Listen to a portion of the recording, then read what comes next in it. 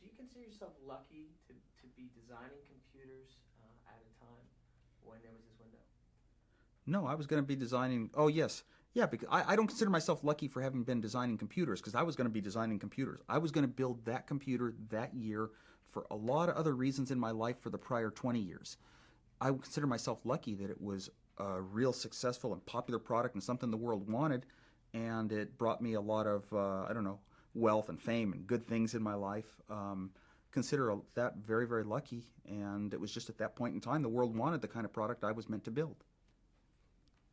So you weren't setting out to build a company. You were just having fun building a computer. Absolutely, just having fun building a computer. Wanted to build an impressive one, show it off. I wanted to own it and use it also, and it had to be good enough for me. Just in case my question isn't heard, if you can. Sure. Okay. I usually do. No, so I was not designing a computer for a company. I was just designing a computer to have, to use for my job, to play games. It had to be good enough for me. It had to be interesting enough that I could show it off. And it didn't have to be somehow a set of definitions. It has to do this much, have that many memories, run at that speed, be able to do this kind of calculations on this type of printer. Didn't have to do these things. Sure. Okay. Why don't you set that down, actually? Don't put it back up. No, That's okay. Just set it down. We don't see it, do we? No. Once you set it, you should nail it. Okay. Let's try to get it. Okay. So I was not designing a computer with any idea we'd ever start a company, ever have a product, ever be successful. It was just to go down to the club and show off and to own and use. I used it at work to run some calculations for the calculator chips I was designing. I'd run it right there on my desk, and I was impressing quite a few people. They would come by, engineers would come by my desk after Hewlett-Packard had turned me down for doing it as a product. They'd come by and say, "This is the most incredible product I've ever seen." So they could recognize it was great, but they couldn't come up with a reasoning that Hewlett-Packard could make it. And I just had to, I had to satisfy myself. It had to be interesting. It had to be able to show it off. And so it was, it was lucky that it was good, but it was that the world wanted something that good. We've talked about Markle bringing in the money, and Jobs was, calling people this and that. How important was it for a hacker, a person that was going to be the technical wizard, technical person to really focus in? How important was that? Oh, I got to repeat the question. Okay. Again, we were talking about, Markle was brought in money in business sense. Right. Jobs was constantly trying to do things and calling people on the phone and doing that. Yeah. How important was it for a hacker? How, was this the hacker's revolution? Was this something that they took over as opposed to the business people? Inside of Apple, the hacker's revolution started fading away. Even in my own head, once I was designing these products for a company, although I'd gone there saying, I just like to design neat products, I can do that and show them off at the club, I was now part of a company, and we were in business, and a lot of Mike Markkula was very, very strong. He was the businessman. He said the company should be run by marketing. All great companies are. That marketing has to go out and sort of sense what a market wants and come back to engineering and work with engineering in a give and take sense of what can you build that would satisfy these needs of our customers. He was very adamant of that, and that's the sort of company Apple became because he was in charge. A hacker would have sat there and said, we can do this neat thing with technology. I learned this in school. Here's a product idea I got. And there'd be a lot of randomness and not so much concern for the customer. And Apple really started changing and becoming more mature in a sense, but less of a hacker's world. There were a lot of them out there, and we serviced a lot of their needs for a while, but not permanently. Let's go pre-Apple, though, in the homebrew. And without the homebrew, we probably wouldn't have had the personal computer revolution as soon as we did. We might have eventually had it. But what was then the hacker's legacy that it started something like the homebrew? In the Homebrew Computer Club, the hacker's legacy was pretty much computers as a tool for everyone, affordable. You don't withhold knowledge for reasons of of profit and whatever. And it's hard to say how much the hackers won. It kind of like the whole world of personal computers outside of the technicians, outside of the hackers, went so far, so fast beyond them that the hacker-type products were kind of lost in the mainstream of publicity and awareness. If you go back and read a history, the history is going to be written on what historians can find published in newspaper articles, in magazine articles, and they were publishing articles about the computers that were selling in tens of thousands, hundreds of thousands eventually, and not the computers that were still selling just in thousands. True. That is a problem with history. Okay. One other question here, which is going over some old ground, so bear with me. Okay. We never phrased it. What was the goal of the people in the Homebrew Computer Club? What was their goal? What was driving them? I don't know if the people in the Homebrew Club had a specific goal. It would have almost been like making ourselves a structured, formal entity, which we were just showing up because it was interesting. We did tend to share an interest in technology. We liked to design. We were designers. We knew how to hook transistors together. If there was any one goal, it would have been to help personal computing, help home computing come to everyone, help make it affordable, help make it cheap and abundant, help make it good quality, help make it serve people and not be a master of the people. I think that would be the one summary statement I'd make. Okay. Let's go ahead and do a couple of, one more, I'm sorry. Some people have made the play on this idea that, and this is mostly Lee, was, IBM was the priesthood and all that. How much of it was the idea of, we did this a little bit in us and them, was that a sense for you or not? Freeing it from the IBM, making it Yes. more accessible to the people. One of the ideas was that IBM, by being a priesthood and by going out there and having corporate clients who were rather stuffy, and they would operate in a sales world, that they could sell computers that didn't have the best features over computers that had more features for the same price from other companies. And this was sort of always a perception of IBM. I don't know how accurate it is, but one of our goals in the Homebrew Computer Club was to overturn this sort of thing and to kind of free the world from being the subject to master companies who claim they are in charge of computer knowledge. All of a sudden, the world was going to discover computer knowledge is abundant and it's not so scarce. It's available. It's cheap. Even 8-year-olds can sit down and write great programs, and it used to be controlled by programmers at IBM. Great. We've been dancing around that answer a couple different ways. Mm-hmm. Okay, pickers. Teasers. What would you want to say? Well, let me ask a question. What did you accomplish? With Apple II? Well, at one time, the people who used computers were kind of a servant of the computer. You were a slave. It was worth much more than you. Now, the computer is a slave to the people. The computer does our bidding. The computer is a tool. It's at our command. It's like we have a greater sense of self-esteem. Great. Do you mind trying it again? Sure. Okay. What did you achieve with the Apple II? With the Apple II and with a few other computer ongoings in those days, it used to be that computers were so important that they were more important than the people using them, and we were a slave to doing things their ways. Now, the computer does things our ways. We're the master. We can command it. It's obedient. It's friendly. It's helpful. It's like our self-esteem has been enhanced as computer users. Okay, great. I'm going to be really ugly TV producer here. A little shorter. Okay. In the back end. You don't even have Okay, to sure. Apple II. Sure. So the part, it used to be. Okay. Used to be that computers were worth more than the people using them and that we were slaves to doing things their ways.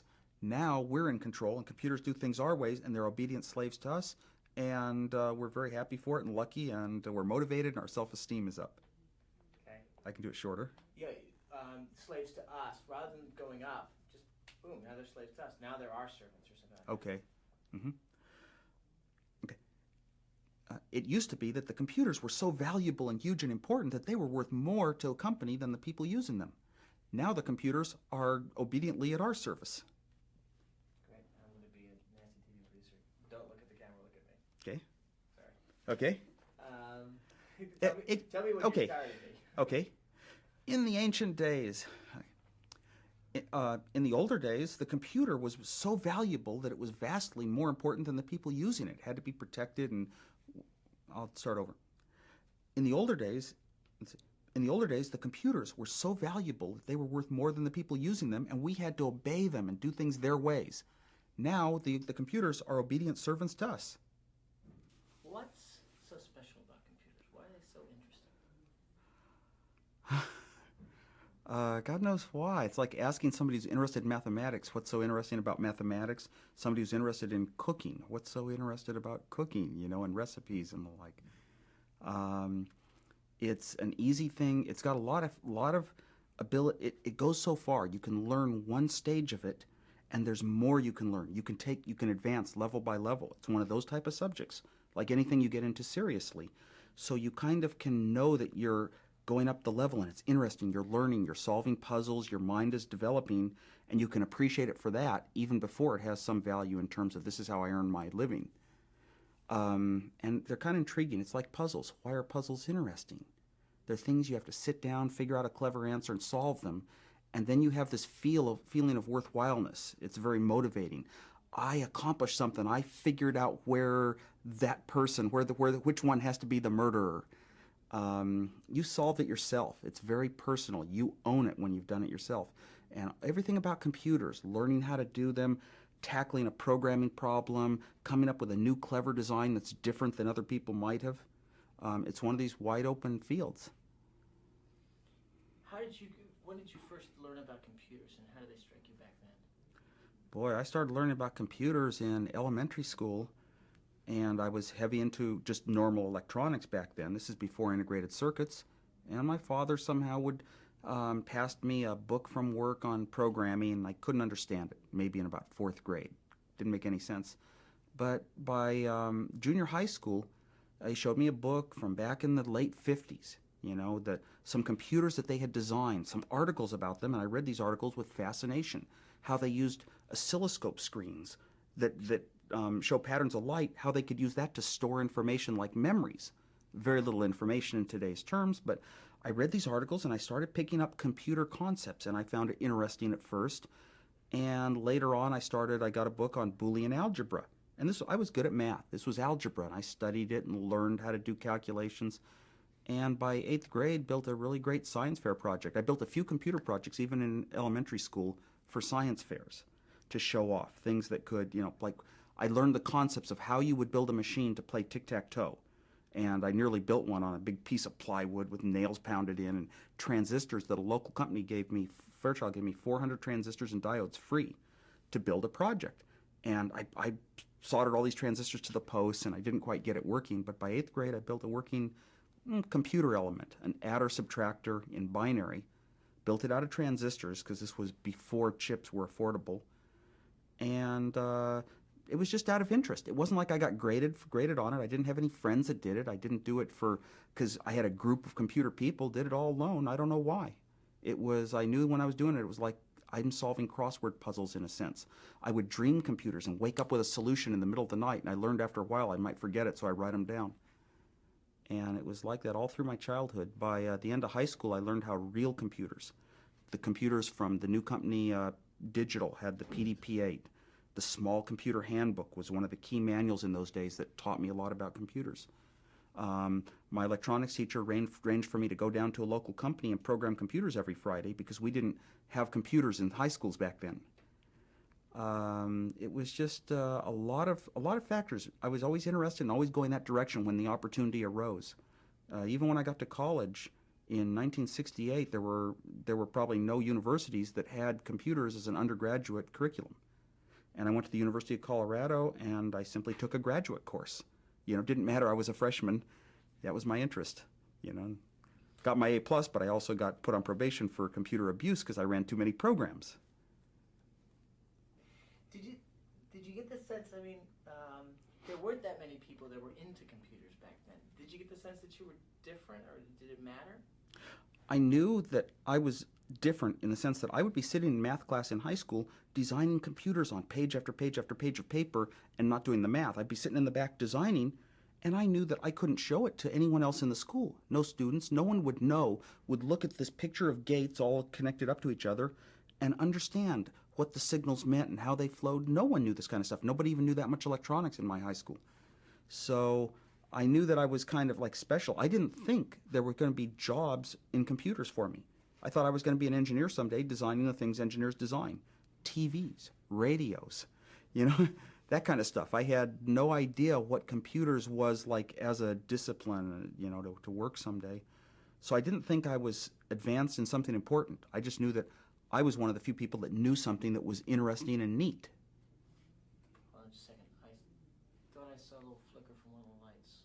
Was it just my eyes going, or did you see it as well? Okay, that's just my eyes.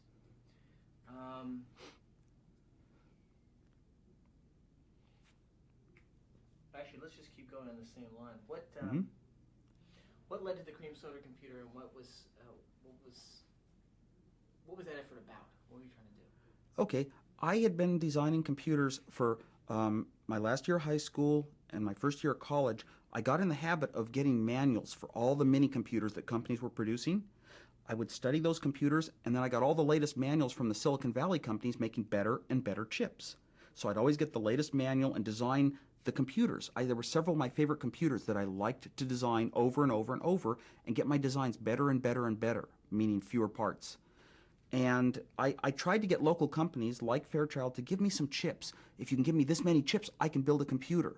And they kept sort of promising me some rejects, and nothing ever came through until it was my second year of college, I believe, and a local company did give me some chips. Signetics gave me a bunch of chips, and I designed a computer of my own. I had taken classes, and one of the things you do in computer classes is what is the very smallest instruction set that can make a complete computer? And I was real good at that one, but solving it. But I still designed a very tiny computer that had few instructions that did everything you needed to do. That did a lot. It was a computer, and it was my own. It was almost no chips, just about 20 chips was all. So I got them from Signetics, and a friend and I wired it up in his garage. I designed it. We wired it up every night for about a week in his garage, and we would drink cream soda late into the night because we weren't even Coke drinkers back then. And as Bill Fernandez and I, and got it done and working, and we showed it off, and a local paper even came and took some pictures of it, and it was really a computer, and it ran and computed. I heard about the power supply, though. Oh, I think Bill stepped on the power supply cable while the press was out doing a story on us and kind of smoked, and that was gone. 35 volts got applied to all our chips. But in that day, it was very, very rare. A couple of companies, Intel and one called, it was another I word, into I forget the name, but a local company gave us some memory chips, 8 chips that had 256 bits each. So I had 256 bytes on my cream soda computer, and it was solid state memory.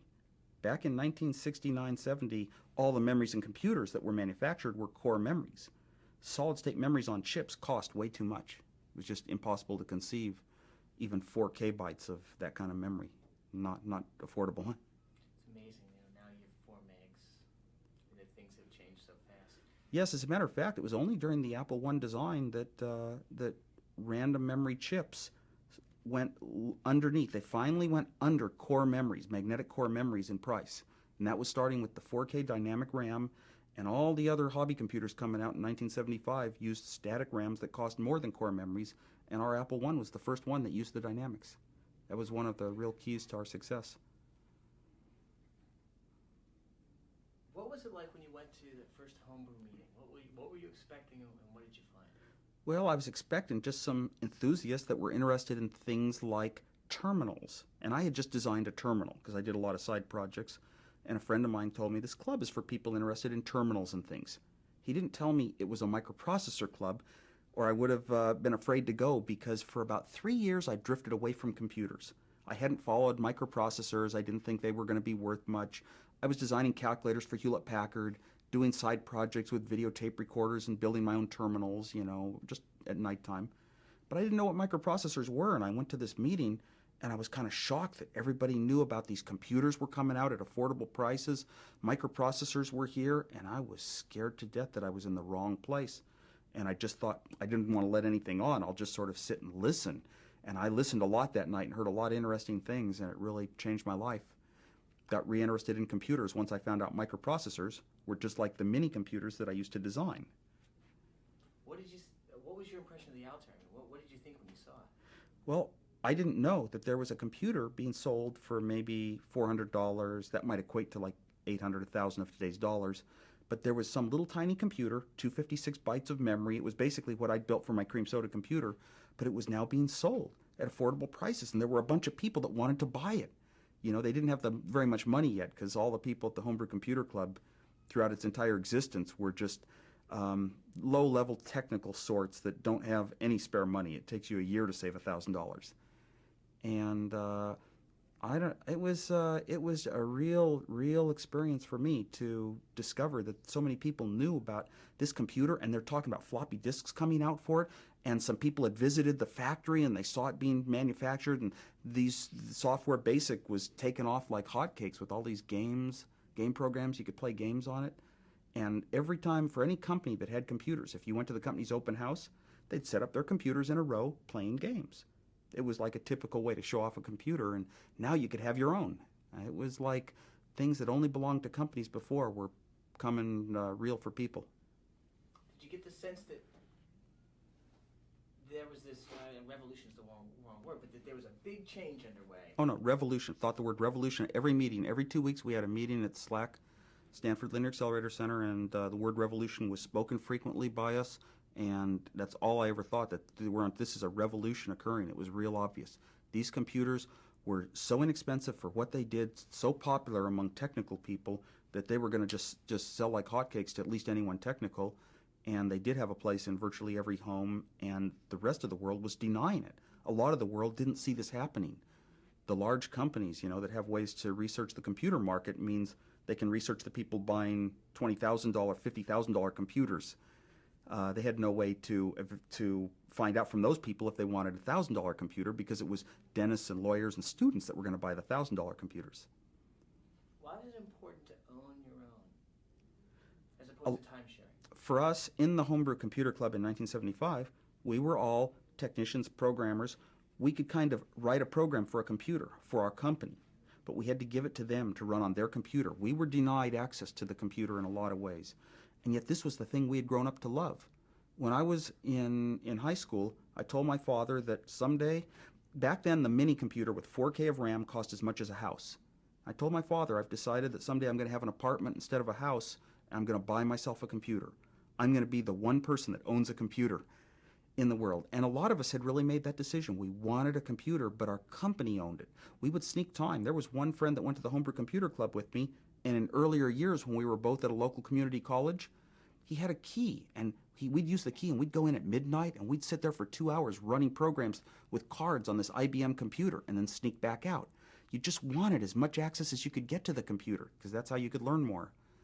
And we all wanted our own computers, and finally we were going to be able to have our computer, and it wasn't our company's computer, and we were going to be able to use that tool with so much of our free time. We'd be able to do more than their programmers could anyway.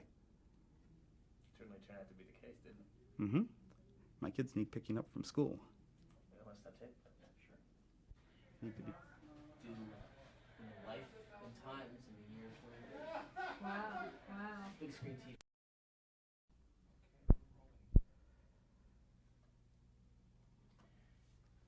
So, thinking back to the first homebrew meeting,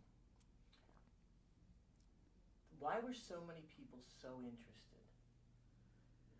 I wouldn't say so many people were so interested in the days of the first homebrew meeting. There were only 40 of us that met in the garage. God knows why. The thing that spurred it was a cover article on Popular Electronics magazine that showed a picture of the Altair computer, kind of the first computer you could buy. It wasn't really a computer, it was a kit, meaning you had to be electronic.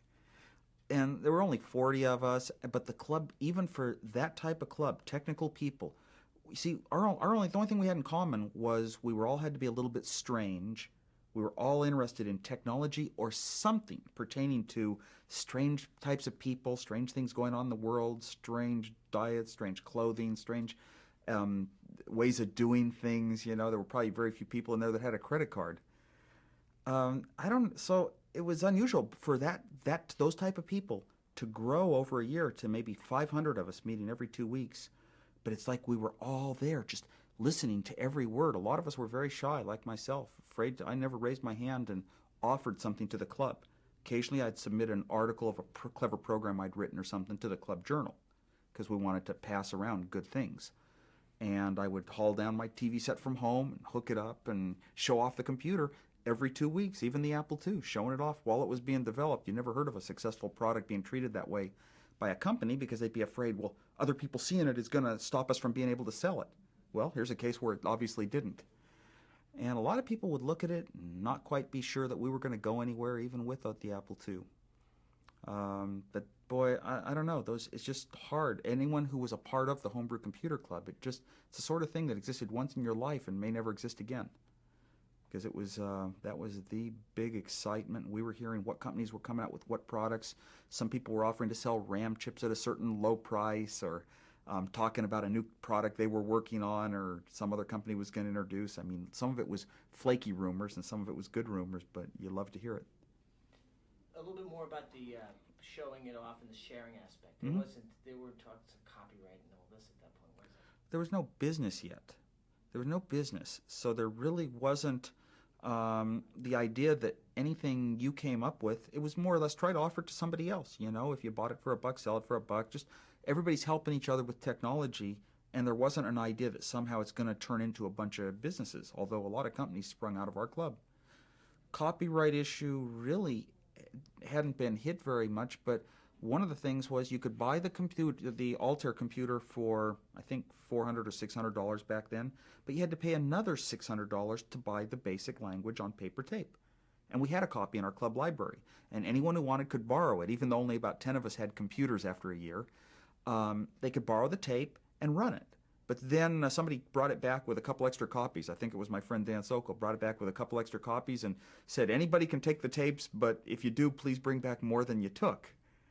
And it brought a stern letter from Microsoft or whoever, from MITS themselves, the company making the computer, but it turned into Microsoft. Bill Gates was the author of that language, and he's the one who founded Microsoft. They came out with a stern letter. You know, they got upset about copying it. You know, don't copy this. They just started realizing that people were copying it instead of buying it. But that was in keeping with the homebrew. It was in keeping with the homebrew, but there was also no fixed idea to even know that you were copying something you shouldn't be. And to this day, I think it's to see people who are out there having an adventure and cracking something just to crack it and have a copy for themselves that works, but they don't really need it or use it. They wouldn't have bought it. I love that. Their minds are developing. They're learning just like we did. I kind of see the world the way I was. But I see some people copy a program and then use it like a word processor, an important great word processor, instead of paying a few $100s. And I see it all over the place. And it bothers me a lot to see that sort of thing. Sort of people that don't place the idea that if you really are going to use it, then you should pay for it. And I just sort of at one time thought that all technical freaks are very ethical like myself and just would never think of, you know, something equivalent to stealing from another. But even technical people do that.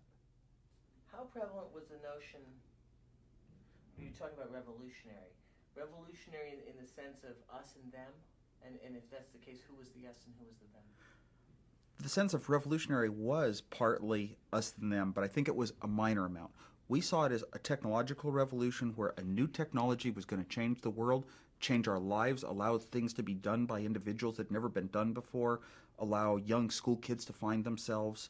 The people who controlled things because of their money, they controlled computers, were no longer going to be in power in the computer world.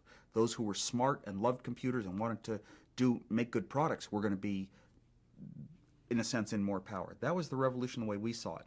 The us-them was only in the sense of we were kind of turning the tides, not so much on the large computer manufacturers, but the large companies who own computers, at the companies that we worked for, and that owned computers but had restricted us from them, kept us from having good access to them. And to a lesser extent, us versus them, we kind of saw ourselves doing a better job, but the large companies that made computers like Hewlett-Packard were predicting that these small computers, they're nothing. It's a little hobbyist fad. They're going to be dinky kits sold in surplus stores. There's really nothing to this. It's like they were saying one story, and we were out there saying, this is the greatest product ever. You're going to improve homes. You're going to be able to do calculations. You're going to be able to play games. And it's here now, and it's affordable, and everybody can have one. And we thought it was the greatest thing ever, and we could see it. We could see what they could do. And these other companies didn't even talk. You know, their marketing people and their business people, they didn't talk the same language we did. They talked proper business language, but they had marketing terms for why the market wasn't going to be very large and evolved, but they were not the users. You could tell they didn't realize what this thing was. This was a computer in the home. They just talked about it like the market size, such and such a share, and this and that. Oh man, so it was kind of, we always made fun of that we'd always open up one of the magazines and someone would read a story about such and such a company, doesn't think it's a very big marketplace, and we'd all laugh. When was this that you were able to laugh about it? 1975, the Homebrew Computer Club, even 76. Those were the two big years. And for me, they were big years. Designed the Apple I in 75, the Apple II in 76. Both products had their official introduction. It was me holding up a board in front of a club and pointing out the chips. How important was that in the development and fine-tuning and continuing the development of the Apple II? The fact that it was sort of a revolutionary product, you mean? I've heard you talk about how you were able to go back to people and get quick feedback. The feedback was motivational. In other words, when you saw a lot of other people that thought the same way you did, you found out that, even though you were a bit strange, there were a lot of other strange people that loved electronics and things. That was motivating. It made you feel that what you were doing had value. It had value at least to these groups. You could do something and show it off. And that gave you another sense that what you were doing had value. You had a lot of freedom in those days. It wasn't like there were a couple of brands, you can make a choice, there's standard word processor to buy. Nothing was there was no structure. It was unstructured. We used to, every meeting, it was very, very important that Lee Felsenstein, our leader, announced this is the Homebrew Computer Club, which does not officially exist, and everyone applauded. For some reason, it was a group of people that were glad that they didn't exist, formally. Very much against structure, and that also was motivational. It let you be very autonomous. Let you do kind of what you wanted to do. There were a lot of choices and nobody to push you and telling you were making a wrong choice. What processor you chose, whether you were going to build your own computer or buy one of the kits, what magazines you bought, what your interests were. It was all different. It was scrambled. It's also competitive, right? It was only in later days. There were a few companies that sprung out of it that turned out to be minor competitors, but pretty much not so. For example, Processor Technology made some computers, and I'm trying to think, there were a couple other companies that made boards that would plug into that computer, among others. If there was any competitiveness in 1976, several of the companies making this first small computers banded together kind of against the first computer company, MITS. They banded together and said, MITS had come out with this great computer, the Altair 8800. They had the Altair bus. And one of the first things these other companies decided to do was to not give this bus a name that's named after a company's product, but to neutralize it and call it the S100 bus. And oddly enough, that's sort of a political thing and not the thing that technical people do very often. Technical people generally, are upset when, kind of somebody's name gets removed from something. What do we have? We used to have Washington's birthday, and now it's President's Day. You used to have Easter vacation, and now it's spring break. It's like these names kind of get pulled away for some political reason to try to hide them, and we're the sort of people that are against that. So I never understood. All these laws, physical laws that are named after people. Yeah, so they had the same computer bus, but instead of calling it the Altair bus, it got changed to S100. But it was to give the other companies a bit of more of a presence over Altair, to make you think that Altair wasn't the only company around. But I meant more in terms of, can you top this? I mean, you didn't want to go into the homebrew with just an average piece of equipment. Yeah.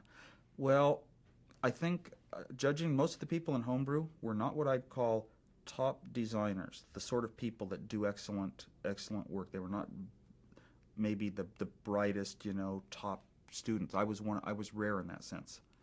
I had taught myself to be a very good designer. I worked for Hewlett-Packard, a top company designing calculators. Most of the people at the club were like the other people designing computers that were coming out in those days.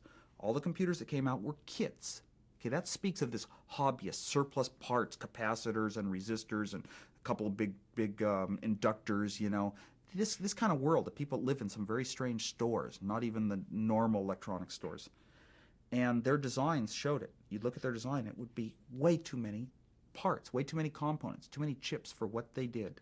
They would use the lousy or lower state of RAM chip, of memory chip, just simply because it was the one hobbyists were used to. It was available on the surplus market. It was, in stores.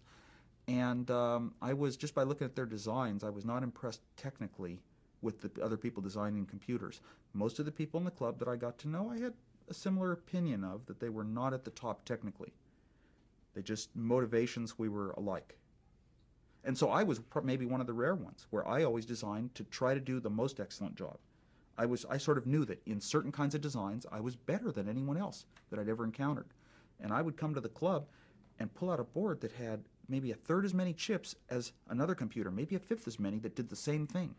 And I'd show this one simple little board doing what 5 boards over there did, and even more, and just amazing people. You mean you can sit down and just type on this one little board, you can type on a keyboard and see it on a TV set, and over there you have to have this huge apparatus that costs a fortune with a ton of boards, and you have to have a special monitor, not a TV set, and you don't even have a keyboard to type yet. You have to toggle some switches and push buttons. And so I was a little bit, my stuff was probably kind of impressive, but I wasn't expressive enough to even explain to most of the people what this one had the others didn't have, why it was a better direction.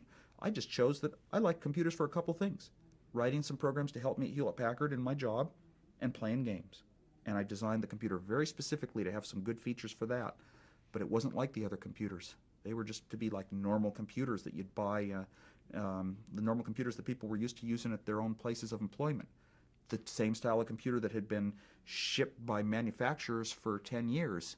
The sorts of things those computers did were not play games. They didn't have color. They didn't have graphics. They didn't have paddles. They didn't come with a keyboard built in. They didn't attach to your home TV. They didn't have all these real nice, simple ideas. But I was lucky. I was only building the computer for myself. That was one of the neat things. And the club was a place you could show it off. If you designed a product just for yourself, it might be a great product, but it's hard to show it to a marketplace. Hard to show it to anyone necessarily. At this club, it was just a place where it doesn't matter what you have. You have anything at all that's interesting, there's some people here, some technical people that would love to look at it and give you some good comments and say, neat. And I had a group that gathered around me at every meeting as I designed the computers. Espinosa, Wigington, but there were really about 10, many that I don't even know to this day. I just, forgot which ones they were. But there was a group, and some of them were very quiet, and they'd all sit around me in the back of the hall. And then when we took the second part of our meeting and went out, and I would have my demos on display, they would all hang around me, asking a few questions. But they were interested in building a computer the cheapest possible. And here, I had a whole computer, very few parts, schematics. You had to buy a couple things for it, like a keyboard and a microprocessor, but that was the cheapest you could do. You weren't working with the hot chip. I mean, the hot chip was the 8080, and you picked a 6502. Did you get a sense that your developments weren't appreciated because you weren't working with the hot chip? Well, the chip choice was very important. The first chip that came out that got this kind of interest was maybe the 8008, but around the time our homebrew computer club started, the 8080 had come out. It was the hot microprocessor. It was the one that was in almost all these kits. But to me and to the other technical people, a hot processor means the one that performs the best, that does the most, the fastest, that's the easiest to use, that has more instructions than the other. That's the hot processor. And the 6502 was the most recent one that had been introduced. That's the one I chose. I chose it only because instead of paying $400 to some distributor that wants me to act like I'm a company, I went to a show in San Francisco called WestCon, and with a bunch of my friends paid $20 over the counter and got this chip. It's like a $400 product is being sold for $20 to people. Like you can go down to a store and buy it. We'd never heard of this sort of thing for a microprocessor. And a microprocessor is a computer. Well, I bought it because it was cheap, but it was the newest one, and I opened up the instruction book, and it had so many features in it. Hands down, I claim it was the hot one in terms of performance. But didn't you get a sense, at least from what I've talked with Lee and Gordon, is that they said, well, Apple's, they're different or Apple and really Steve Wozniak, because he's not using the 8080. You kind of look. You're talking about other people's view of Apple after it started. I'm talking even long before Apple started. We're just at the club. There's some technical people. I'm showing off the neatest computer. I happened to choose this chip. It was a very well accepted chip. By everyone accepted. Every processor that was out was accepted by everyone in the club. The one that most people chose to buy, maybe 80 to 90% of the club, even in the days when I was designing my Apple I, before we had a company, maybe 90% of the people were on the Intel 8080 side of things, and I had this MOS technology 6502 chip. But I got a group that gathered around me, and it was maybe 20 strong that became 6502 enthusiasts, either because that's the chip they had bought or because they planned to build the computer that I was showing off. They planned to buy that computer somehow. When we started the company, I think it was real easy for a company building a product on the old standard chip to look at anybody using a new chip, and one of the things you'd say is they're not even using the hot processor, that there's a lot of software out that uses it. For example, you could buy, if you bought one of the many computers using that other chip, the Intel chip, you could buy basic language, you could buy a lot of games, there were a lot of things that were coming out from various companies that you could add onto your computer. If you bought a new computer like the Apple with the 6502, you got a couple programs from Apple that came with it. You got some help from Apple, but it was kind of start writing your own. And it wasn't for till about a year after the Apple II was out that a lot of games, good games using color graphics on a TV screen, sort of set the tone for where games were going to go in our life. Video games, small little color pictures, moving on a screen, combined with sounds. It never happened before. Nobody could have predicted it. We did not predict it. We didn't build those features in. I didn't build those features in thinking people were going to write these kind of games that now every Nintendo game you buy is along that style of colored characters moving around on a screen and colored pictures and all. No, I just sort of threw it in because, well, it's color, it's graphics. I don't know where it goes. I don't know what people use it for. I even argued briefly that maybe we ought to leave it out and save 3 chips. And Steve fought, no, let's put it in. We got it. It wasn't until the game showed up that we knew what people were going to do with it. Well, it was around that time, after that first year, and all of a sudden the Apple had all these great games and the other machines didn't, because we had a better processor, a hotter one in technical terms. It was easier. Well, we really had a hotter computer. Our computer, for a very low price, could do a lot of neat things, and that invited the software to come, the programs that did all these things, and once we had the programs behind us, there was no comparison.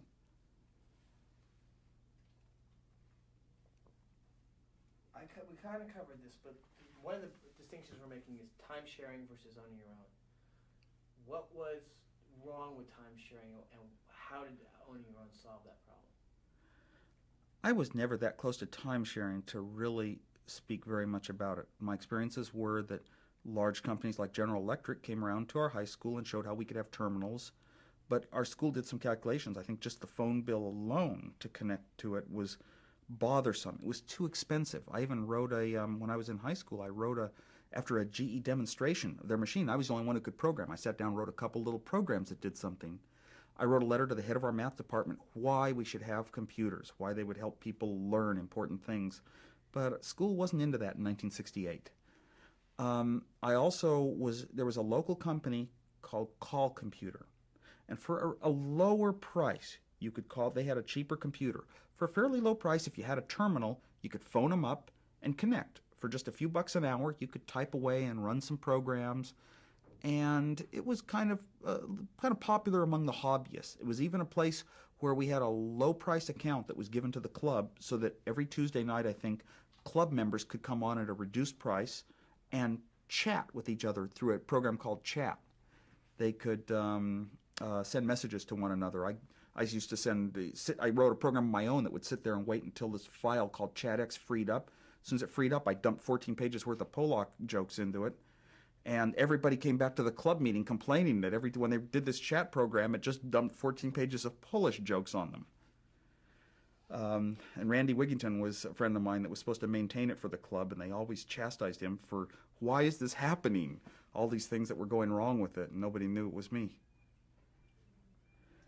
Time sharing, yes, but time sharing, it was interesting because that's what got me a little bit into computers. I saw a friend of mine, John Draper, sitting at a terminal talking to computers out in Boston playing chess.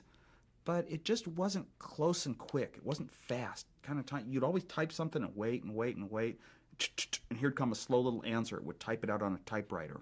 And then you'd type in the next answer. It was text only. Had a lot of, the time sharing systems, they weren't real quick, real personal, colorful. They weren't so much fun. They could do, and they were expensive. They were expensive. You could pay as much on a time-sharing system. I mean, let's say let's say you had a job at work to do and you went and wrote a bunch of programs, you could easily spend a few $100s, easily. If you wanted to, I could not afford to use, when the 6502 microprocessor came out and I bought it, I wanted to write the basic language. That's a many man-month job, maybe up to a man-year's worth of work to write this kind of a program. And I'm supposed to rent time on a time-sharing system to write the code called computer language, machine language, to write the code and have the computer assemble it and give me back the codes that'll run on my processor. You're supposed to rent it on a time-sharing machine. It would have cost me thousands of dollars to have done that. So I couldn't use what's called an assembler. I couldn't use the assembler on a time-sharing system. I couldn't afford to. I had to figure out a way to do it myself, and the way I did it was I looked at conversion cards and I figured out all the codes myself. I had the entire BASIC is handwritten. It's rare to find a program that wasn't somehow entered into a computer to calculate. I did it all myself on paper and wrote down the codes, and I still got my handwritten copy. But that was the biggest problem of time sharing. None of us had money. A company coming up with a product, some test equipment for engineers, had enough money to put into that product because you had to write some programs on a computer to help develop it. We didn't. Once we had our own computer, we had computing free forever, just the cost of electricity. It's a lot cheaper. What did the meetings mean to you as a person? What did the homebrew meetings mean to you? As a person, that was probably the only club I'd ever really belonged to in my life and attended, except for high school clubs, math clubs, science clubs, that sort of thing. I didn't think, once you get to a certain age, you're still, if you're technical, you're always a bit young. You're playing pranks, you're doing a lot of jokes, but you kind of think the grown-up world is just more of a world of reading the financial reports or newspapers and going to work every day, and you're out of the younger life. Clubs kind of go with a younger life, and it was a club, like ham radio clubs are. So it was a place to belong and find other people that had similar interests, that would sit down and talk with you. I had people that, I was very shy, but I ran into a few people and I invited them over to my apartment in Cupertino, just filled with wires and junk on the floor, the typical techie place. A technical nerd I was, but I could talk to them about something, which is what I was doing, what computers should be, how my computer was different. And these were about the only sort of people I could have socialized with in my life, so I was lucky to have a good, regular place to encounter a lot of them. How much a part of your life were those meetings in 75, 76? Yeah. As I think I've said before, the Homebrew Computer Club was the most important event of my life. I lived for it. Every spare minute of every day, up late till 2, 3, 4 in the morning. I had asthma for a while and couldn't sleep, and I had to force myself to stay awake. I wrote programs. I was always trying. My life was scheduled around getting a certain number of programs perfect as could be by Wednesday night for the Homebrew Computer Club meeting, because I could pass them around to a few people. We had a part of the club meeting, you could just pass them out to anyone who wanted them, and everybody would take something that was given. I tried to get the next stage of my computer always done by the meeting, and I don't think I ever missed once one of my goals for what I'd have done by the next meeting, but boy, it just drove my life, gave it a reason to have a schedule, but that's because it was the most important thing happening in the world. It was like a revolution that I'd never seen. Like you read about technological revolutions, the Industrial Revolution, and here was one of those sort of things happening, and I was a part of it. Why was it important to show it to other people, though? Well, for me, I knew I had a good sense of myself as a designer, and I happened to be designing this kind of thing. For myself, I was going to design it anyway, but the club kind of stood for people who were talking a lot. There was a lot of talk about if you have some good ideas, you should share them. Tell other people how to do it. That way the world gets more. The world gets more technological good. Lee was kind of one of the leaders, but there were many in the club that spoke this way and felt this way, that we should somehow be good on a social level. And you don't hear this thing in normal business. You don't hear this kind of talk. People talking about ethically and morally how we should be and what's good and what's bad. And that, I don't know, I don't know. I don't know what question I was answering, That's but okay, that's fine. Hold on just a second. We're still getting some... months to write the basic language without a computer. Normally you have a computer and then you write a program. I did the opposite. I had a processor, but I wrote the program and I simulated it on another computer, got it working, and then I said, well, now I've got this program called Basic Language. It's going to be real popular, And I've worked for 3 months to get this thing done at a breakneck pace. It was now November in 1975. I said, I need a computer. So I sat down and I had to design the computer and build it. And it only took a couple weeks, and I had the computer all up and running and built. And that was back in the days when I had to write 256 bytes of a program that came with the computer built into it. And that was a lot of memory in those days to build into a computer. I was lucky I worked at Hewlett-Packard where we had chips that could do that. Right. I missed the first part of that answer if you wanted that. On his, when he started again? Right, when he came back to you, yes. We got all that. Oh, I think you might have missed the first sentence or so. Oh, really? Yeah. We'll pick it up on another end. Okay. When did you first meet Steve Jobs, and what was your first business venture?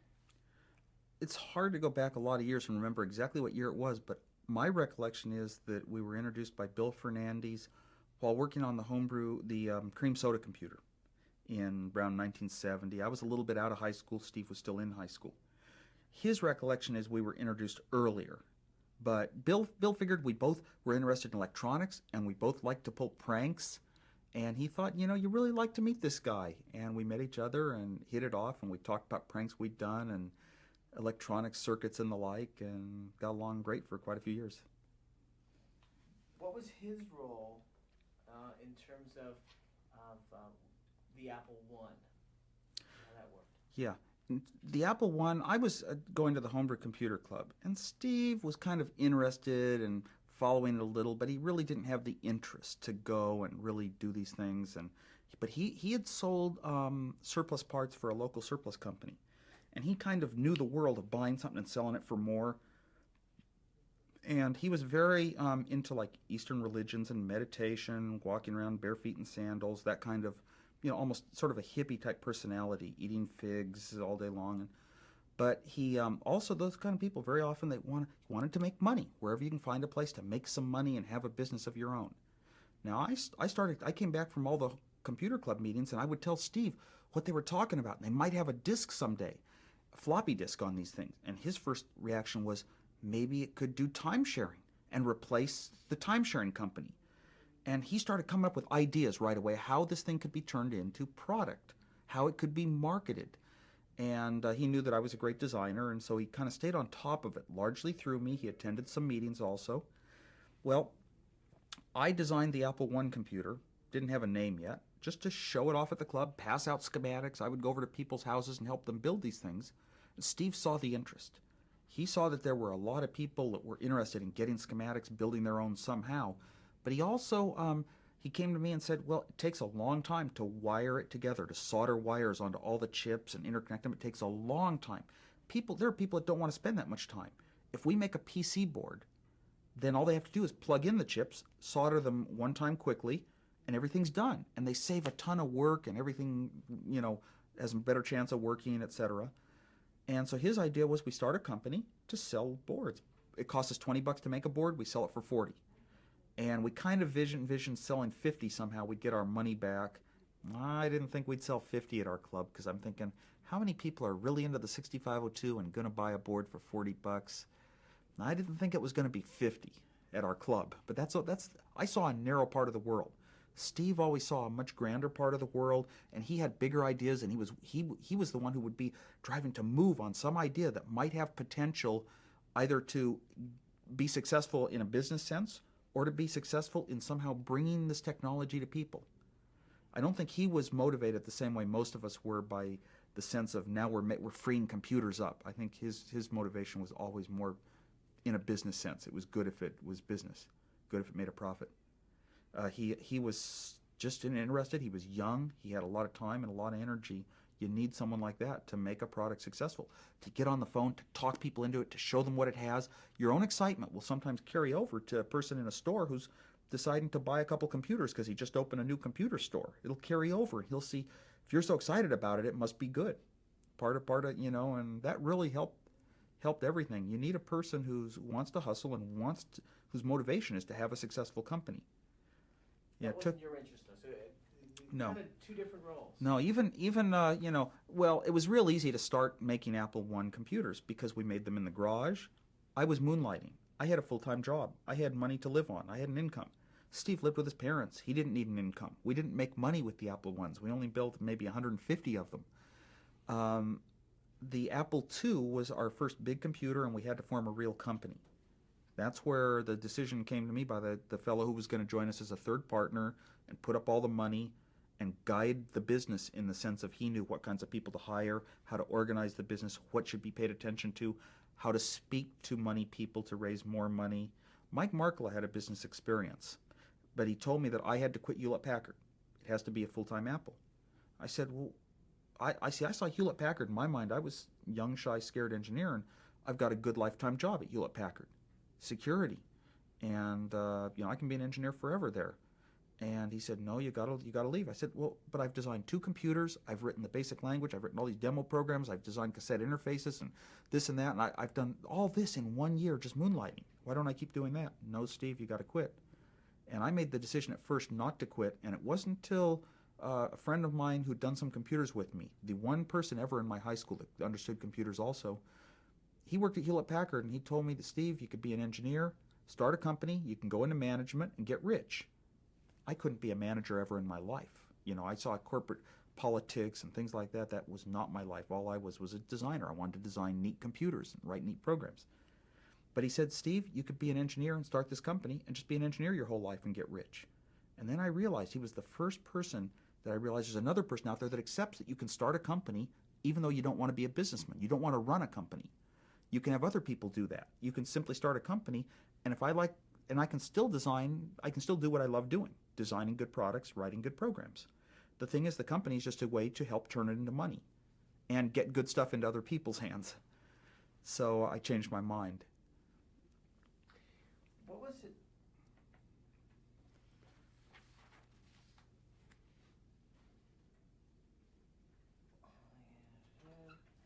When you first introduced the Apple I in '76, what was the response of the homebrew? I felt that the response to the Apple I introduction at the Homebrew Club was good. I held the board up. I fielded some questions that people asked. I could say it's got this much memory, it's got these kind of chips, and it's all on one board, and it's easy, it's simple, it's already assembled. You can buy it for a good price. I had good things technically. I knew that the product competitively was excellent, and that's all I needed to give me enough motivation to be able to speak in front of people. It felt like showing off. I felt the response was good. We only sold maybe 150 because Steve, had to get on the phone and call a couple computer stores. There weren't very many computer stores in the country. One time, our second sale, he made our first sale to the Byte Club of Palo Alto, and instead of buying $40 PC boards, they wanted to buy $500 completely assembled computer boards. So all of a sudden we were in business for real. Steve hustled and made all the calls and got us 30 days credit. It only took us 10 days to build the computers and get paid for them. So he did that, and I went down our second sale. I went to a store in Southern California because I was on vacation, showed them the Apple I, what it was, this and that, and demonstrated it, got some orders out of that. But it was pretty much, one person at a time, getting small accounts. So we didn't sell very many in the period of a year.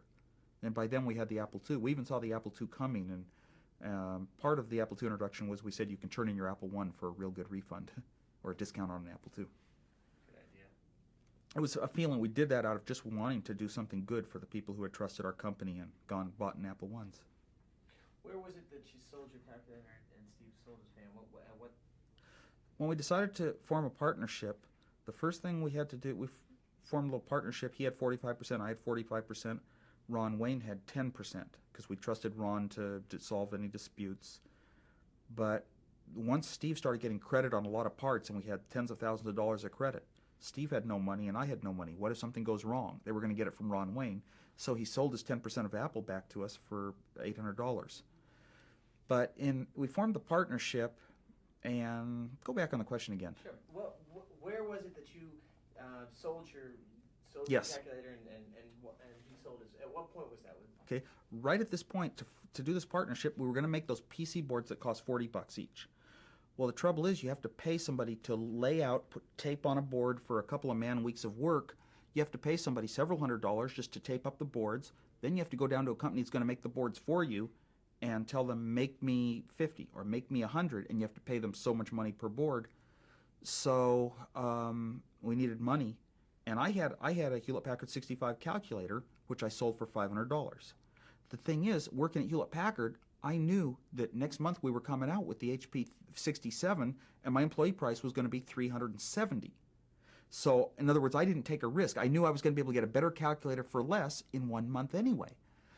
Steve sold his van. I think he needed some other living money anyway. It was just, part of ongoing. We didn't really put that much money in, didn't take a big financial risk. But that helped us, that gave us the money to pay a guy in Scotts Valley that laid out the PC board for us. We had no money in a bank account. So you were struggling. I wouldn't say struggling, but my apartments made me pay cash because my rent checks had bounced a couple times. Just right down to the bottom, always. If I had spare money, it maybe went into a couple new record albums. What was the Atlantic City Fair like? PC 76 in Atlantic City was one of the most memorable times of my life. Big event to me. I'd never been out of California except for a year of school in Colorado. And all of a sudden, because of Apple and this Apple One thing that really wasn't earning us money, just a little, it managed to pay for our plane tickets out to Atlantic City, far on the East Coast. I mean, I'd never been to, very many states in my life, and I heard I was going to a new one. So it was exciting just to be traveling, to be a part of something happening. This was the revolution. We got there and found out there were, 30 or 40 different companies that were just like Steve and I. A couple of people in blue jeans, a couple of kids that had designed something, showing it off, looking for sales, trying to start this industry. No business backgrounds at all. Saw a lot of the products going on then. We felt very, very good about the Apple One because it stood up with features for price. Stood up very well. It was an easy computer to show off. You didn't feel embarrassed that you were showing something that somebody else had the equivalent of. What was your booth like? Do you remember the booth? The booth was just a little tiny table and a little tiny square, one little table and an Apple One and a little brochure we'd done, a little ad we'd done for it. Not too much. We got another friend to come in from New York and help demonstrate it. Steve and the other friend really demonstrated it because I sat in the hotel room the whole time and I was typing away on an Apple II computer. And I was working out maybe some of the routines that were going to go into the Apple II, maybe some of my routines for drawing lines or adding a couple commands to the basic language. I think while we were there at the show, even on the Apple One, I added commands to the basic language to handle strings. A word like Stephen or a word like banana has a spelling, and you have to be able to handle those kind of words in a computer language. We didn't have it quite yet in the basic I'd written, so I added it, got it all working, and we put it out and demonstrated it right there at the show. I mean, it was like everything you do. That's what was being demoed. I mean, it wasn't the normal way that a business operates. Hold just a second. Can we get that phone disconnected? Because that's the one that's coming through. Is there another phone we can use? Sure. Yes. Let's try and get. Kind of cover this a little bit. Speaking of PC-76, though, it was interesting. Even on the plane flight going out there were people, some other local people from a few of the other companies, like Lee himself and a couple of the people from Krememco was another company that came out of our club. We were all on the same plane, and I think that they kind of always wondered, the two, what do they think they're doing? What do they got? Inside, I could have never seen somebody thinking that. They probably did think that sort of thing, but I knew that our computer was ahead of theirs in what it could do for how much. Steve was the businessman type that could sell it, had the hustle, he could hustle it and make people hear and understand and had the kind of excitement you also need. You can have a better product. You can have a better product and still not succeed in sales. I sort of didn't know that then, but I sure know it now. Or the vice versa, you can have an inferior product with better sales, sell a lot of them. Witness Yeah, at the end. yeah, for who knows what reasons. Yeah. So I was actually going to ask you about that flight because I've heard from them, that in fact Lee's quote was that he was afraid you were going to take a fall, and that he thought you were going down a road that Jobs had talked you into something that wasn't going to work. Did you get any of that sense that they were looking down on you guys? I didn't, but I was too young. See, I'd never been around any business. I could never have thought that someone would have that sense. The second thing is, the way my life is organized, it wouldn't have mattered to me. I thought we were going up. This was the big time in our life. It's interesting to hear that others might have been talking about us like heading for a big fall. A lot of people probably could see, even looking back, I can see it was, visible. And a lot of people have always told me that sort of like Steve was using me a bit. I designed the whole computer, and Steve was just, kind of hustling nothing, selling sugar water or something. But I knew the computer was the best. It was the one I would have wanted to buy. And I was just a technical person. I could only judge it objectively, and you could look at the results. I mean, even Processor Technology's Sol computer, strangely enough, Lee might have felt that then, but the Apple I was the first computer that came out that said this low-cost computer for people should be the metaphor of a typewriter, kind of. It's got a TV screen, your home TV, and you type on a keyboard. That's how it comes. Up until then, the computers were square boxes with a bunch of toggle switches and LED lights, and that was the idea of a computer, because somehow you can attach it to an expensive teletype that clunks away. And I said, no, just a keyboard and a color TV, and that's what it should be. Well, so it looked like a terminal, looked like a video terminal. That was the standard for a computer. It's interesting because after the Apple I, the next computer I think was designed by Lee. It was the Processor Technology Sol computer, and it followed the same packaging style, the same metaphor. It had a keyboard and a video display. And then the third one was the Apple II. So we were having an impact, even if they thought we were going to go down for whatever reasons. Maybe because we didn't know the business world right. Maybe we didn't know what kind of computer you had to build to sell it. But sometimes that helped us. How was, if you can give us kind of a short answer. Sure. How was the Apple II different from the kid computers? The Apple II was completely built, in a sense, it was the first computer with a plastic case. You could just take it out of a box, plug it in the wall, and open up a manual. You have to attach it to your TV set. It takes a few minutes, still does to this day. And you can start typing away and doing something. All the other computers, you had to solder together, bolt parts in place, run wires in here. So the idea was every computer should be completely built because it doesn't cost that much to build it. And there are a lot of people out there that don't want to build computers. The hobbyists and the technical people can buy the kits and build their own. There are a lot of people that would rather not. When I was in ham radio, I was a ham radio operator in 6th grade. Almost every ham radio set was a kit. You'd buy a low-cost kit, but you build it yourself. And even nowadays, that's really not the case for ham radio. Pretty much you buy them completely built and just use different pieces of equipment.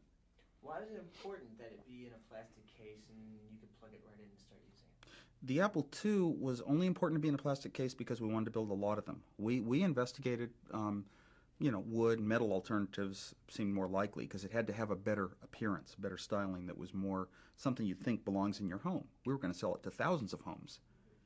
Plastic was sort of the winner for price. Steve found a local company that could do a very cheap plastic case. Cheap tooling, I mean. Something we could afford. Right. Almost put us out of business. Yeah, I heard about that. It was a little too cheap. A little too cheap. But it was a good start. It was the first. What was it like going up to the West Coast Fair when they came back and they weren't exactly polished pieces of plastic? Were you part of that, the detail crew that ended up sanding and repainting them? Well, when we got our first plastic cases back for the Apple II, just a few days before the West Coast Computer Fair where we were going to introduce it, it was a pretty sloppy plastic process. It had a lot of problems, and we did have to sand them, touch them up a little bit, and it was really when we started selling the computer and delivering it that we had problems getting those plastics made. It was, some little garage shop type operation that wasn't too reliable, and while we were trying to squeak a few a day out of them, we were getting real plastic, normal plastic tooled elsewhere. It takes months and months to do that. What was the West Coast Computer Fair like? West Coast Computer Fair was the best show of its kind in those days. That was where we introduced the Apple II computer. As soon as we got the sheet that said, here's the West Coast Computer Fair coming, choose your space for a booth, I said to Steve, we should apply right now. We should just send the money in, make a phone call, and get this prime space booth. It was like the first one you see when you walk in. And we had an Advent projector. Television projectors onto big screens were almost unheard of in that day. They were new. And we had a local company that had one that would loan it to us for the show. And we were going to show the Apple II running color, which was unheard of. We see the Apple II had about 10 things none of these other small computers had. So it was going to be the star of the show. This was the thing we were sure was going to sell thousands of computers a month. It was so far ahead of anything else. It was just unreal. The world would have to be introduced to what it was. Its biggest advantage turned out to be, probably from Steve's thinking, that it was pre-built. It was for a less sophisticated type of person to use. We went to the show, and there were all these computer companies that had the other products. There was one that looked good technically if you read its ad in the magazines, and I forget what it was called. It had a little blurb called the cat's mew, because mew is the Greek character for microprocessor. But they showed up, and they had a bunch of junk with tons of boards and tons of chips, and it was not manufacturable, so we knew that we had no competition to worry about for features competitively. I'd sit there and we'd just explain to people how much it had inside, what this computer could do. We'd run a few demonstrations. Boy, it had all the crowds, all the interests. And from that show, we started selling the computer right then. Was it a real turning point then? It was our introduction. I wouldn't say it was a turning point. It met our expectations. Which were very high. And we were part of the real computer world. We were going to sell a lot of these just like we figured we would. And it wasn't until maybe a year later that sales started going down for a while. Contrast the West Coast Fair with the Atlantic City Fair in terms of your presentation. Mm-hmm. There's a hotel Sure. and a table and a cart and then a very splendid. What was the difference? Okay, by the time of the West Coast Computer Fair, we had started the Apple II as a real corporation. We were about to incorporate. Mike Markkula was kind of running the business from a business perspective. We had top lawyers for these kind of companies. We had top marketing people. We had Regis McKenna's PR firm handling PR. That's our appearance. I mean, I seem to recall we wore suits or at least dressed nicely for the show. We had, a nicely done booth with drapings and things like that. Everything looked like it was professional, even though we had very few employees, maybe 3 real ones and 3 close to signing on. We looked like we were a real company that could go somewhere. Even the logo with its 6-color presentation stood out from the others. It gave it a different view. The others looked pretty much like the sort of thing ham radio operators would go for, just kind of technological junk, and ours was kind of almost a consumer product. Could interest another class of people. That was real evident. But even the West Coast Computer Fair itself had an appearance that was just a larger, more of a real business than just a hobbyist get-together that the Atlantic City show had the appearance of. More legitimate. More legitimate is probably a good word. I'd like to take a break, yeah. Yeah, because it's getting a little hot. I want to look at the comparisons between the Atlantic City Fair and then West Coast Fair and talk about what had happened. I mean, from what I've read, that's when Steve got in touch with McKenna and Markkula had come on board. So how did the company change, and what difference did those two, McKenna and Markkula, make? Say what? Okay. Do you want a question, or do you want to? So what Sure, I'll just lead it. Well, as to what difference, Regis McKenna and a professional PR firm, what difference did Mike Markkula make with his business image? I'm probably the worst person to ask because I'm the technical sort who had no knowledge of these sort of things and why they might be important. But they were trying to set a tone that looked more like a well-established company with lots of resources and the sorts of resources, including people, that were going to go on with future products. You have to have sort of a certain type of representation. And now I even know, just for other people in the business world that might deal with you, you have to have a certain look so that they know you're one of the normal, legitimate businesses and not just a few kids that are going to vanish, very unpredictable. What are they going to do next? And, Mike brought a lot of that discipline to us. And even when it came to operations matters, our soon-to-be president, Mike Scott, who had a lot of experience in that field, he brought a lot of the discipline you need to manufacture the product properly and keep things running that Steve and I might have just, run from problems, not solve them right away, whatever, taken other, less appropriate solutions out. Mike Markkula started shortly after the fair, and he had a number of retailers approaching him to sell our computer, where actually had lawyers draw properly a sales agreement. It's kind of like the industry had never heard of this sort of thing. Companies were just saying, send us a check and you get, we'll send you the computers, you send us a check, and there were kind of no agreements. I will do this, I will do that, you'll do the other. So we were kind of the most legitimate of the young companies, or at least one of the most legitimate. We, you know. Were you aware of competition that began to come around, Commodore and Radio Shack?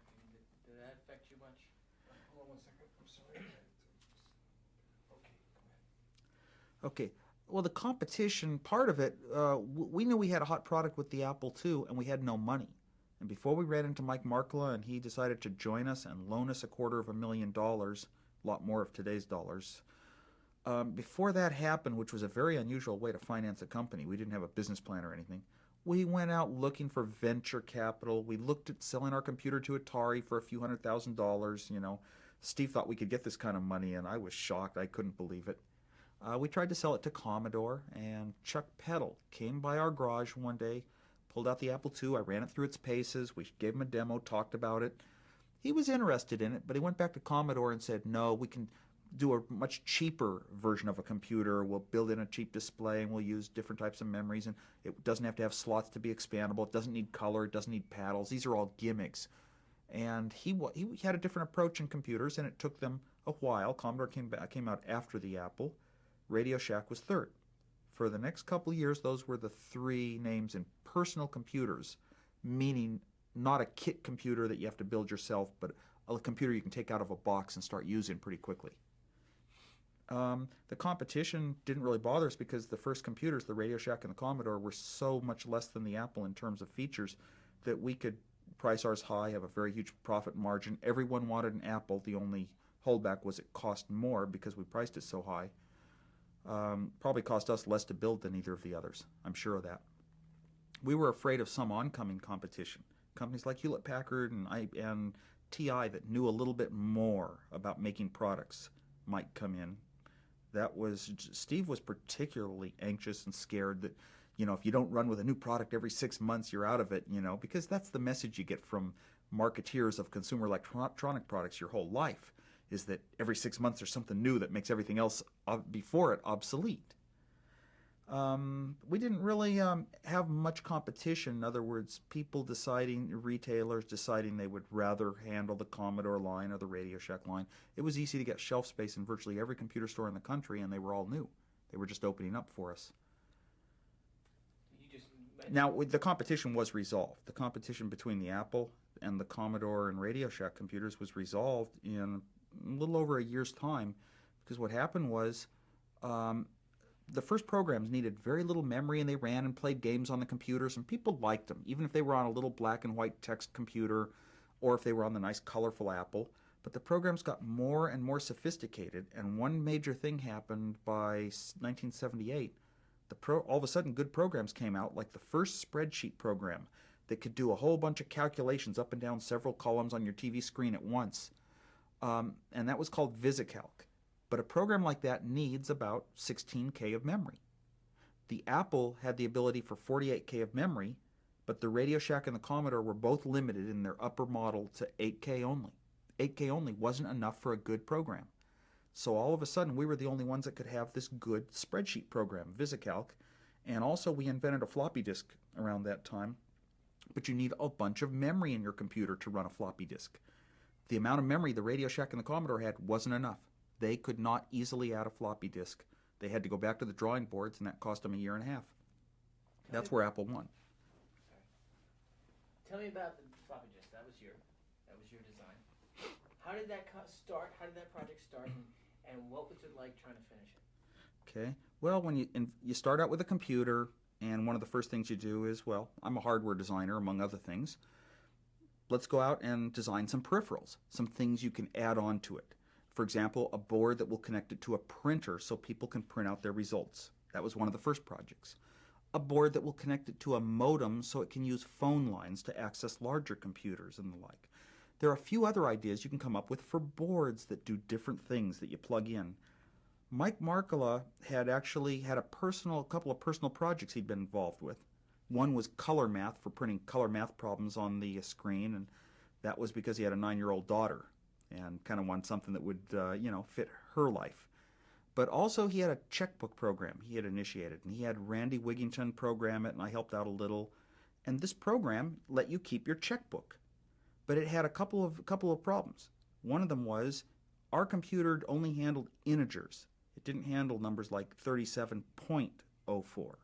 So we had to come up with schemes to handle normal dollar and cents amounts. So he said we need floating point basic. It's a language, a computer language that can handle numbers with decimal points. The other one he said was, well, it took a long time to run checkbook. You had to load a cassette tape into a cassette tape player, load it in, run it into your Apple II, and wait. You'd have to wait a minute while it loaded in and go beep, it's done. Then you'd have to load in another cassette that had all your check information and wait a minute while it read in, beep, it's done, and now you can run the program. And when you're all done with the program, you've got to write both of those tapes back out. A long, time-consuming, the biggest part of this simple task of updating a couple checks in your checkbook was waiting for the cassette tape recorder. So Mike Markula said, we need a floppy disk because floppy disks are fast enough. And I had played around with an idea for a real clever floppy disk controller. I didn't know what they were even, but I just knew it's like magnetic tape. You have to write some signals onto a tape, normal type signals that go up and down like voice. And somehow you have to be able, when it comes back through, you have to be able to read it and figure out what was there.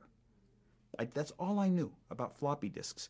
But Steve got a couple floppy disks from Shugart, and I sat down with this clever idea for building one with very few parts, and I started working away, and partly in the back of my head was, what a neat excuse to go to Las Vegas, a show in Las Vegas in January 1970, oh gosh, 7 or 8.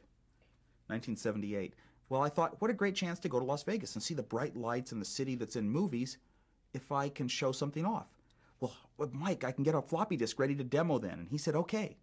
And boy, it was like only a couple weeks left, and I worked every day over Christmas vacation, including Christmas, New Year's Day.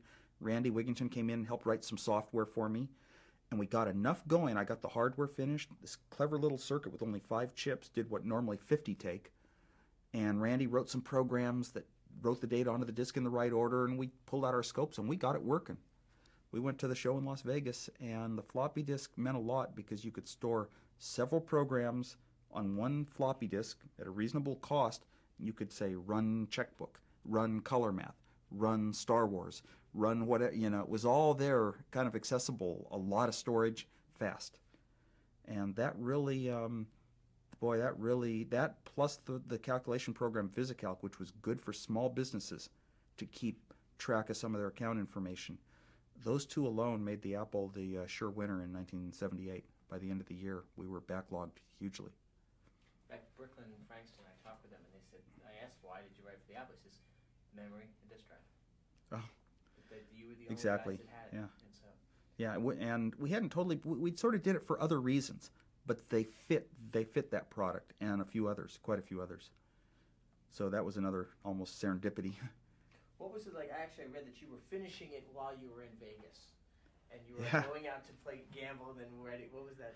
Randy Wigington was just out of high school, real young kid. I mean, all the five key people, I don't think he was out of high school yet. And it was January 78. We're in Las Vegas.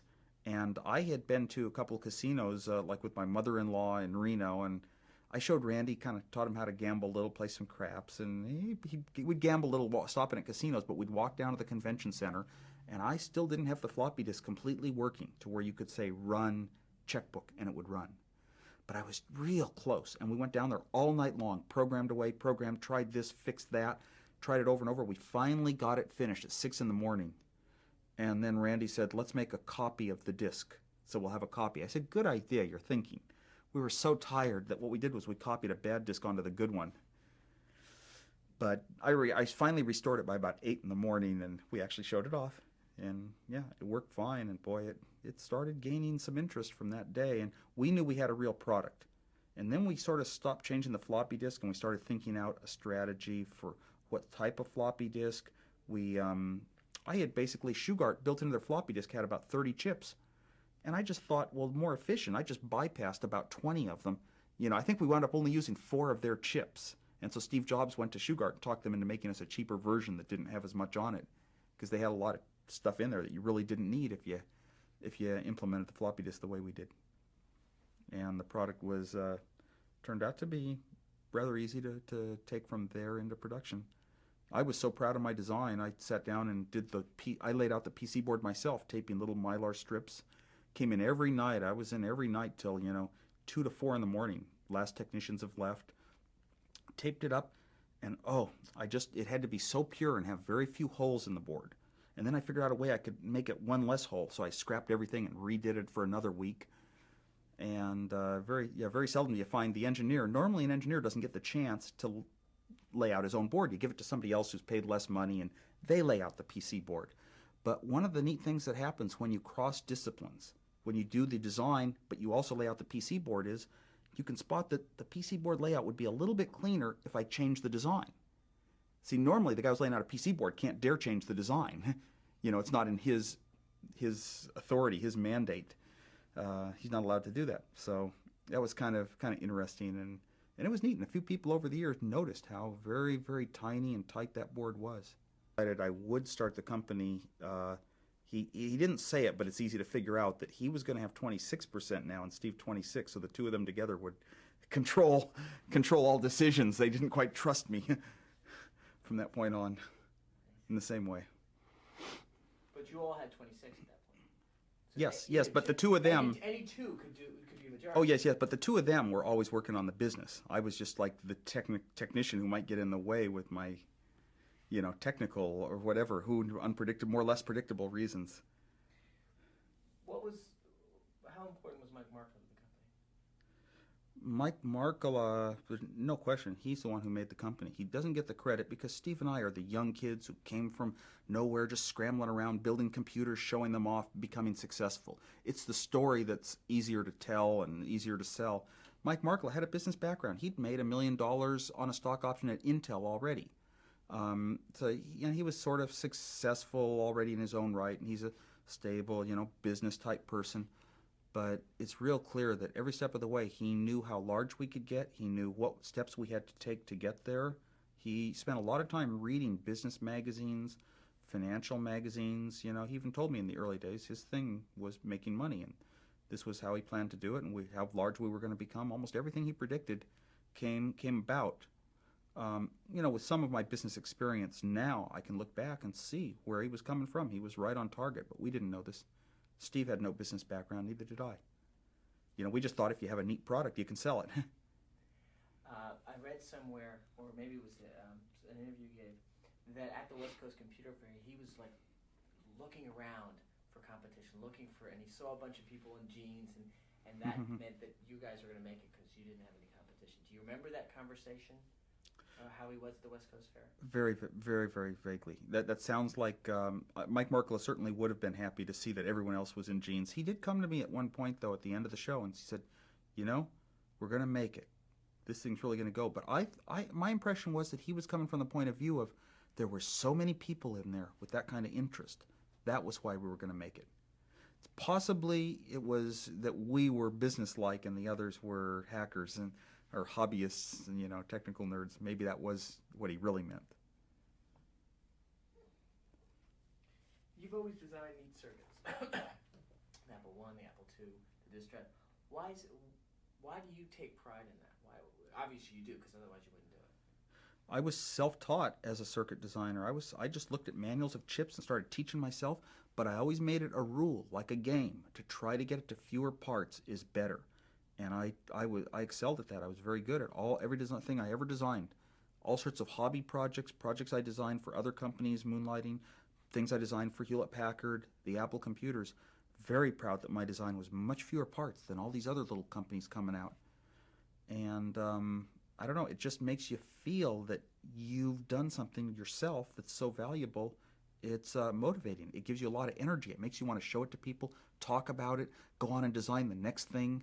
You just don't run out of energy it's just a thing I'm doing, just a job. No. It's your whole life is on display. All my circuits, of even things besides Apple stuff, though, I always felt that way about. And it was like an art. I found out later on when we started Apple that there's only about 1 out of every 10 engineers that is really that superb, that just chases perfection to the nth degree. And those are the few that are like artists. And I was just one of that type. I just work for an extra 5 hours in one night to save the tiniest little bit of code in a program, figure out a way to get past it. It seemed like you were getting closer to pure perfection, closer to what God had intended. if something just sort of worked out with almost no parts, it was somehow the way nature meant the world to turn out.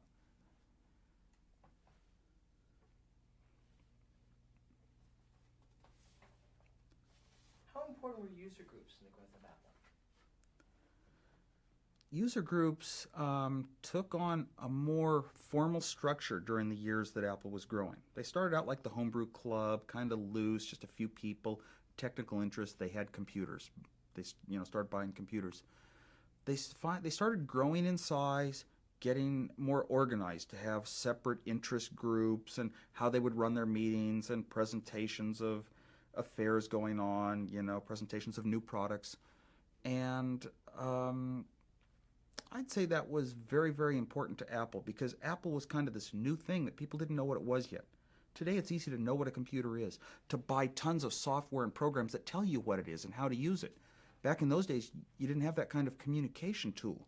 You got a new product and you want to talk to people about it, you want to find out how to solve some problems you're having, go to a meeting, ask other people, or other people will show you. You can also pick up new products at the meetings. Also, once the games started coming out in 1978 on tape and 1979 on disc, boy, that was the place to collect games and copy them, even if they were copy protected, find out ways to crack them and pass them around at the clubs. So the user groups really were like a big promotion, largely for the company. They tended to orient around a computer, an Apple users group. Unlike the Homebrew Computer Club, which was just computers themselves as a technology, the club started being Commodore clubs or Apple clubs, for one brand of computer. It just worked out better that way. When did you realize that Apple, the company, was going to be really big? When did it first kind of hit you? Well, when we first started, Mike Markkula said that, about once every 10 years, some product starts out at zero that never existed before, and it grows to a few billion-dollar market in a few years. Just maybe only once a decade. And that's the only time a new startup company that didn't exist before, brand new, just new people, can come out with something good, get a hold of that market, and maintain their market position as the market grows and matures, and become a $500 million company in just a few years. That was what he predicted for us. In the back of my head, I said, well, the more successful a marketing person you are, and Mike Markkula was successful already, the more successful you are, the bigger a number you throw out, One guy will say you can be a $10 million company because, he's acting like he knows what a $10 million company is, and he's big. And Mike Markkula was just the best, so he was using the biggest number of all.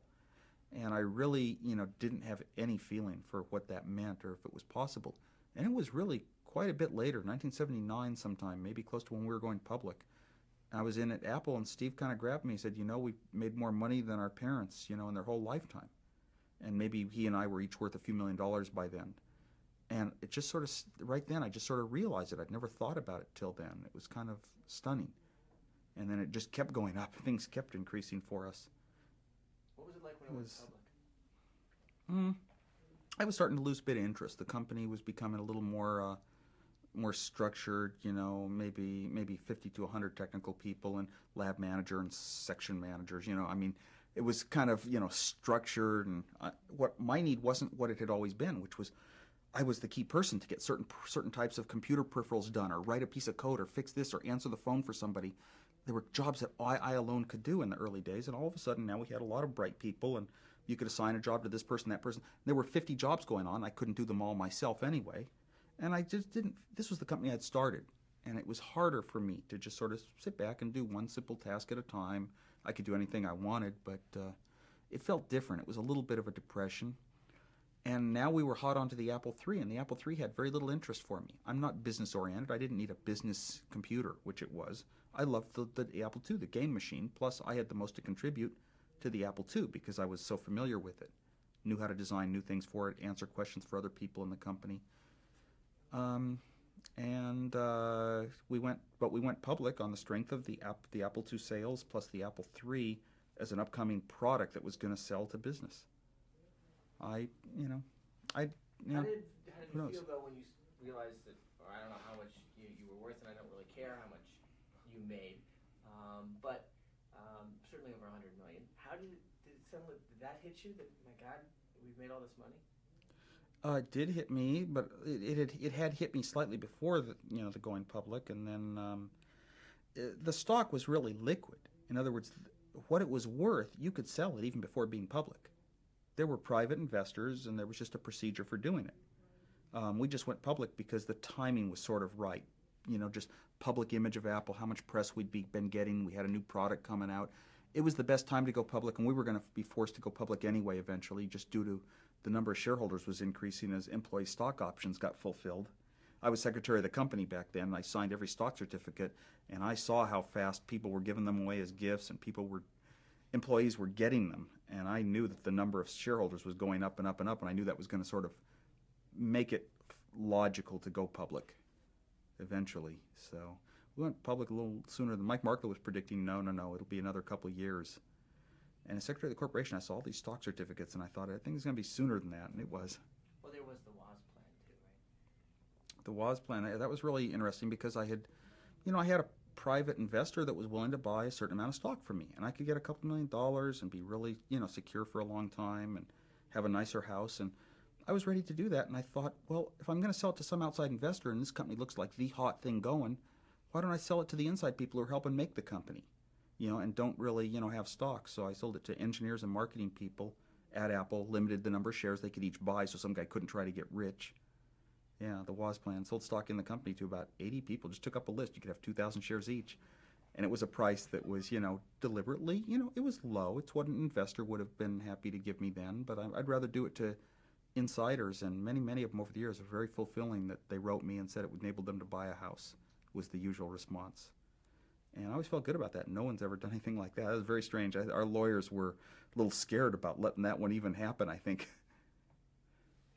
Well, actually, I heard from somebody that one of the reasons to go public was that the number of people owning shares had gotten to the point where the SEC was going to force you to go public. That's sort of how it was explained to me, but sometimes it's explained that they don't necessarily force you, but they can lead you to file so many reports that you might as well go public anyway. Right.